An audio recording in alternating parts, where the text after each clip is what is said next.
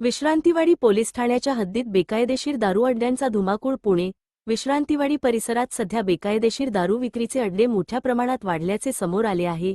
या अड्ड्यांमुळे परिसरातील नागरिकांमध्ये भीतीचे वातावरण निर्माण झाले असून कायदा सुव्यवस्थेचा प्रश्न गंभीर बनला आहे.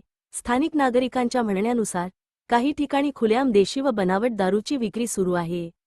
संध्याकाळनंतर या अड्ड्यांवर गर्दी वाढत असून भांडणे, गोंधळ तसेच गुन्हेगारी प्रवृत्ती वाढण्याच्या घटना घडत आहेत.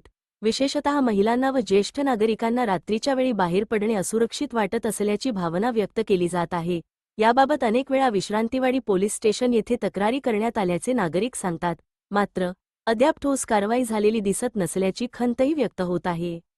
काही ठिकाणी पोलिसांच्या धाडीनंतरही अड्डे पुन्हा सुरू होत असल्याचा आरोप स्थानिकांकडून केला जात आहे. सामाजिक कार्यकर्त्यांनी या प्रकाराकडे गांभीर्याने लक्ष देण्याची मागणी केली आहे. बेकायदेशीर दारू विक्रीमुळे तरुण पिढीवर विपरीत परिणाम होत असून आरोग्याच्या दृष्टीनेही मोठा धोका निर्माण होत आहे.